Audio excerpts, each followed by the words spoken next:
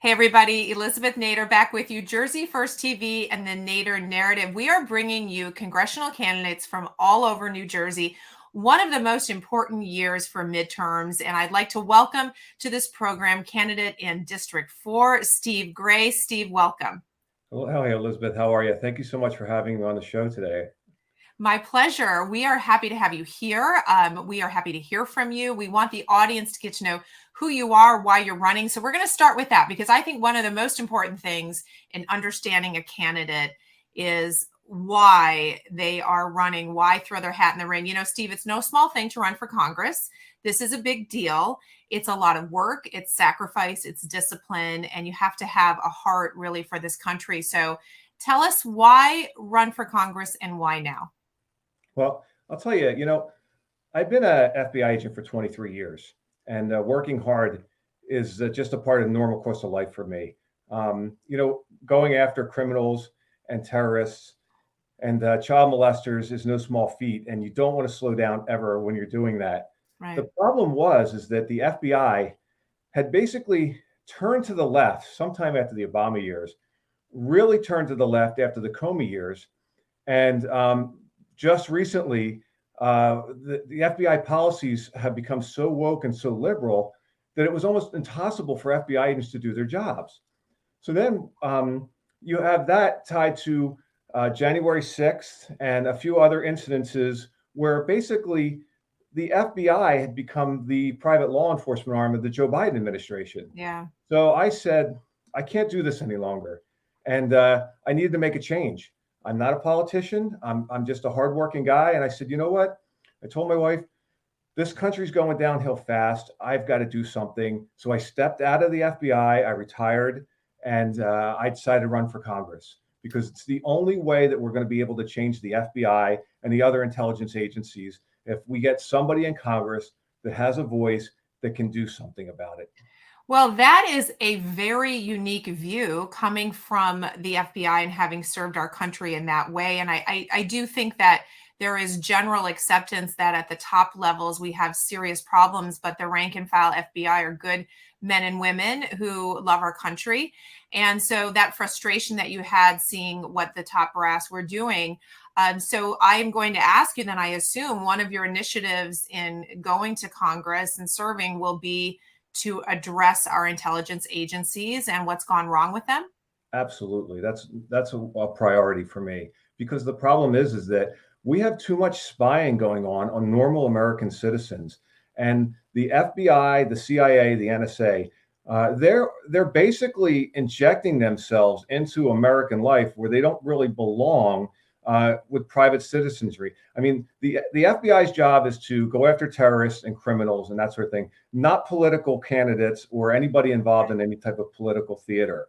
The other thing is that FBI management is quite different, like you said, from normal everyday FBI agents. I actually entered into management back in 07, and I just did not like what I saw. I had to work with people like Peter Strzok, and I said to myself, boy, there's something not right with this guy. And I went back to New York. I was a supervisor there. I stepped out of the program, and I went back out on the street where I belong. See, the problem is I was a street sergeant with a police department here in New Jersey called Summers Point Police Department, and I loved it. I loved my men. I loved working on the force, but I also loved law enforcement. And I wanted to better myself. Yeah. So I applied to the FBI. I went through the grueling application process, and I made it in an area where generally only 3% of the top athletes actually make it into the FBI. Wow. So my biggest problem is I grew up somewhat poor. And I grew up in a blue collar household. So I'm basically a blue collar guy in a white collar shirt. So I said, I got to get back on the street with the guys I'm working with. And I was the team leader of the evidence response team. I was the team leader of the counterterrorism special ops counter surveillance branch. And I loved it. And the thing is that with the FBI management, these individuals are just trying to get as high as they can within the organization so that they can get a big corporate job when they leave and retire. And that's basically the long and the short of it. The FBI brass are basically controlled by the elitists, because the elitists control the corporations, and they want a big job in those corporations. So they're not going to mess with anybody, especially the left, where they're going to lose money from getting that big corporate job. Yeah. Me, on the other hand, I turn the other way. I think that the people of the United States are the most important thing. And I love my men and the women that I work with. They were great people, and I would do anything for them. And I feel the same way with the people of my district. The people of my district are such hardworking people. They're blue collar people, and I want to be there for them. I work for them, and I want to be there to make sure that they're safe, they're secure, and that they have money in their pocket at the end of the day, and they're not spending it too much on gas or food or anything else. Well, these are all the issues of the day, certainly. As you've begun to talk to the people in your district, door knocking, whatever you've done, meetings, what are they saying to you their biggest concerns are? Well, their biggest concerns are the economy and immigration and voter fraud. A lot of my district are comprised of Donald Trump voters, and they're very concerned with the amount of voter fraud that went on in the last election. They don't believe that this was nothing. They believe it was something. They actually believe, and as I do, that something went wrong there, that there was actual voter fraud, that there was crimes being committed. And then you have, again, with my job as an FBI agent, I'm sitting there from the inside watching it and waiting for the FBI to step in and start investigating some of this voter fraud. People were calling it in. A lot of it was being written in emails and everything else. And I don't recall ever seeing a case of any type of voter fraud being opened up by the FBI. Yeah, that's a disconnect, I think, that a lot of people have really struggled with, and have made people wonder if this next election is secure, right? Which is such a critical election. So people are concerned about that. When it comes to the economy, where do you see this going? Where do you see Congress in terms of its ability, let's say after the midterms? You're in DC in January, Congressman Gray. How do you begin to impact what's really hurting us every day, especially when it comes to the economy? What kind of things would you advocate for? Well, the first thing Congress needs to do is they need to stop their spending spree. I mean, we just passed another $1.5 trillion package, and a lot of that money is going overseas. It's not even staying here in the United States. And the money that is staying here in the United States is just being wastefully spent. Congress needs to stop spending immediately. And then what we need to do is we need to start rolling back a lot of our government agencies. We've got too much waste in government right now. We're spending too much money on too many people doing too few jobs. And we've got to stop that as well. Third, we've got to stimulate the economy. We've got to bring jobs back from overseas, good high-paying steel jobs, good high-paying manufacturing jobs, and good high-paying pharmaceutical jobs. 80% of our pharmaceuticals and the ingredients are made overseas, mostly in China. If anything were to happen, war were to break out, or they were to institute sanctions or anything else, they could stop a lot of those drugs cold, and we wouldn't have the ability to start it up. We would have a definite shortage of drugs in this country. By bringing those jobs back and mandating that pharmaceutical companies make their not only their drugs here, but also their ingredients here, I believe that we'll have a stronger economy through that. Well, it's national security and the economy. And as long as we're talking about foreign entities, going to Congress, serving in DC, you have to have a viewpoint of foreign affairs, right? And foreign policy. So as we look at what's happening in Ukraine and Russia, and we'll talk about China too, where do you fall on these issues? Right now, Zelensky's asking for help from DC. DC is largely saying no. It's a complex issue. What's your viewpoint? Well, the biggest viewpoint is that we have a weak president, and a weak president basically shows the rest of the world that the America's weak and that they're going to do whatever they want, and America's not going to stop them. When Trump was in office, everybody was at bay because they knew that America was strong. We had a strong military, we had a strong president, and we weren't going to stand for other countries invading like Ukraine, like Russia. So, and certainly not China into Taiwan, right? But now we have a weak president, and what this weak president should have been doing is when the Russians started building up along the border of Ukraine, they should have been basically supplying the Ukraine with the weapons that they're supplying them with now. What good does it do to supply Ukraine with weapons after they've been invaded? I mean, it takes too long to get those weapons into those people's hands, Well, at least if they had had those weapons prior to that, maybe the Russians would have thought twice about going into the Ukraine. Right. And now, of course, that brings us to China, because once Russia sees how weak our response is, China's watching this, and Taiwan, as you mentioned, becomes an issue. China is always looming large for us. Trump had his approach with China, and now we see what Biden is doing or not doing. What approach would you advocate for dealing with China? Well, China is the biggest threat to the United States right now.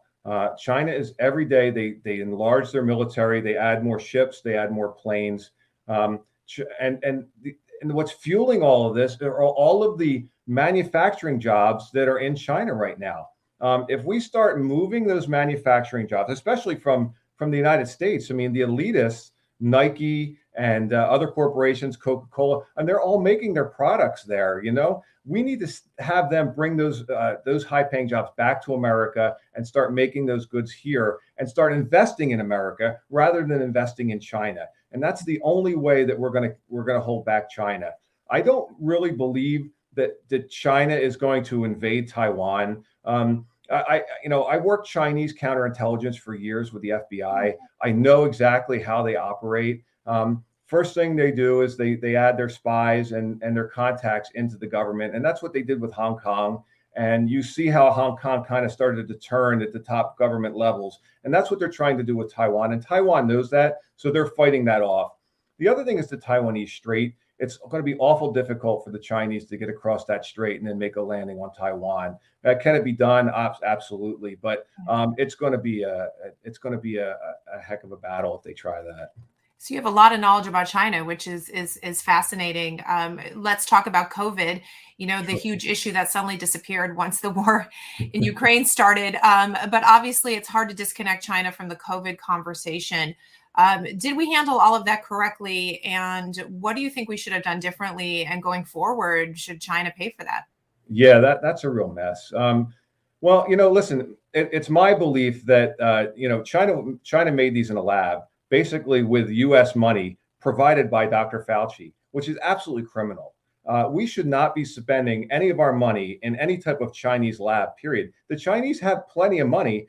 So rather than spending on other things, they're spending on their military while we fund all of China's other programs. It's absolutely crazy. We need to keep that money here. Right. But I seriously believe that China, released that virus on purpose to slow down Donald Trump from getting into office and to slow down the U.S. economy and basically stop the U.S. economy from growing further than it was, because China wants to be the world economy. And the U.S. under Trump was just absolutely on fire. And by releasing that virus, they really suppressed our economy terribly. And now China's starting to catch up.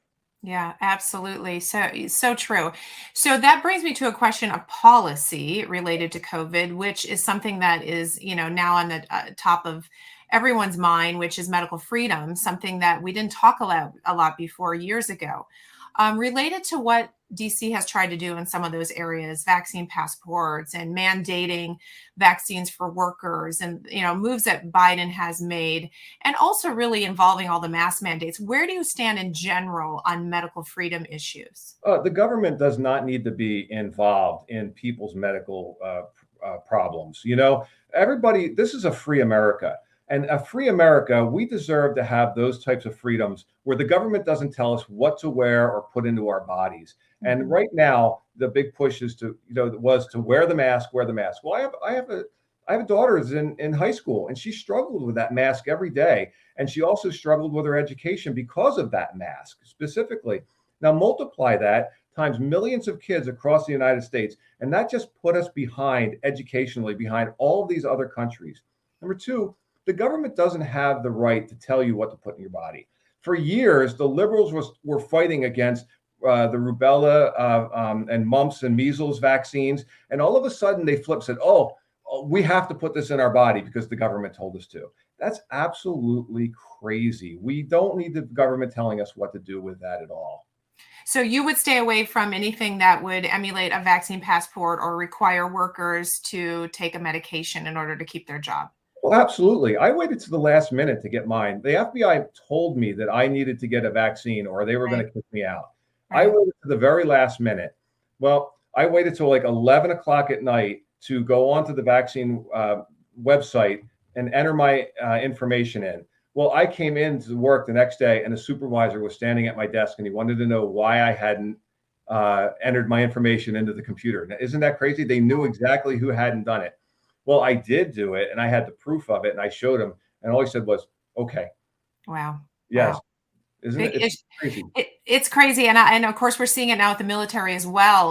Do you think that these mandates within the military is weakening our forces and pushing people out that are valuable resources for us? Oh, absolutely. Listen, we have a great military. We have very intelligent people that are in the military that have the right to not put this vaccine in their bodies. But yet the government's telling them to do that. And what the government's saying is, well, you know what? You got 20 years of experience in the military fighting either the Russians or studying the Chinese or whatever. But because you won't take this mandate, we're just going to take all those thousands of dollars that we just poured into you to study this and go away. Because what we want is we want you out so that we can bring in somebody that we can control. And that's what they're doing. All of these agencies are doing it. The FBI, the CIA, the military. They're basically getting rid of the hardcore conservatives that love this country. Yeah. They're driving them out and they're backfilling it in with liberal, woke individuals who will do whatever the government tells them to do. Where in the old days, somebody with experience like me would question something and say, wait, time out. Let's talk about this and find out whether or not this is the right path to take. Where the new people just say, yeah, okay, whatever, we'll do it. Right. Critical thinking, something that's become a bit of a dinosaur, sadly. So, related to that is really in general law and order. And I will assume, being an ex-FBI guy, that you are big on law and order. Crime is spiking across the country. Of course, last year we had the BLM riots and, a large spike in crime related to all of those protests. But we're still in it. And it's not so much riots anymore as it is crime. What do we do to solve that? Yeah, well, first thing we got to do is we got to stop defunding police departments. And, where is the crime the worst? In liberal, woke cities where Right. they've defunded the police departments. They've taken away qualified immunity from these individuals. And, I worked on task force for the NYPD, and I know a lot of NYPD officers. They are sick to their stomach. They almost don't want to come to work anymore because they just feel like nobody cares about them. And Wow. the citizens of New York or the top brass of the city or even the top brass of the NYPD. So what would I do about it? Definitely, we need to fund our police departments. We need to make our police departments stronger. And we have to get behind them and support them as a country and tell them, hey, we know you're doing a dangerous job. We're doing it for little pay, and we really do appreciate it. Yep, and we need you. All right, so let's do a lightning round with some other issues we just want to know where you stand on. So when I say them, just tell me, what your position is that we haven't already discussed. So I'll throw out the first one, which is life. Where are you on the life issue? Big pro-life, absolutely. As a matter of fact, I just called the Susan B. Anthony list, which is a pro-life organization, Right. and I wanted to know why they are supporting Chris Smith when Chris Smith failed to speak up when the state of New Jersey changed their law and allowed for late-term abortions. Yeah. I've heard crickets from Chris Smith on that, and they would not give me an answer. They just said Chris Smith is our guy, and left it at that. Yeah. Wow. Personally. That's a whole nother interview topic. So how about Second Amendment? I'm going to make an assumption, but go ahead. Tell us how you feel about the Second Amendment. Yeah, I'm a big right to carry. I'm a big Second Amendment guy. Of course, I was an FBI firearms instructor and SWAT team instructor for 18 years. I love our Second Amendment. We need it to protect ourselves, but also I'm big on right to carry. Individuals who pass the test should be allowed to carry their weapon wherever they want for their safety. Energy independence. Yeah, big on energy independence. We need to start our pipelines back up. We need to get back on the grid, stop buying foreign oil. That drives our economy, let's face it. And, uh, you know, I, I was knocking on doors one day. I came across a pipeline worker who was laid off in Wow. January. I felt so bad for this man. And he just said, Joe Biden killed me and my family. And he has not been able to find work since. It's Wow. absolutely disgraceful and horrible what the Biden administration did to these people. That's amazing. So personal. How about the border? What do we do about the border? Yeah, the border needs to be secured. I believe in not only securing that border right now, but also building that wall and making sure that our border patrol, we're behind them and getting more border patrol down there, because we have to stop not only the illegal aliens, but this horrible flow of fentanyl coming across the border. That's Yeah. killing our country. Yeah, literally. Well, Steve, that's a lot of issues. It gives everyone an idea of where you stand on them. How do they help you? How do they find out more information, go to events, donate? It takes a lot to run a campaign. And I think we're encouraging everyone across the state to support those candidates that inspire them, even if they're not in their district. You're in District 4. So, Steve, how do people help you? Yeah, I appreciate that. Thank you so much. So everybody can go to stevegrayforcongress.com. They can find out a lot more about me, where I'm from, and what I do. And if you like what you've heard here today, please donate. I have a big mailing getting ready to mail out all of my flyers. That's rather expensive. So if anybody could help out, that'd be fantastic. And we'll get that out there. I just want the people to know that I've got a lot of qualifications behind me, and I feel that I'm probably the most qualified candidate in this race to beat Chris Smith. Well, you have a lot of passion and you are a patriot. Anyone running and deciding to do this, Steve, is definitely a patriot. So hats off to you. Thank you for being willing to do this. And to everybody, there was all of his information. If you want to know more about Steve, please reach out. And Steve will be watching your campaign, and the best to you. Thank you so much, Elizabeth. This was a lot of fun. Thank you very much. Thank you for coming on. And to my audience,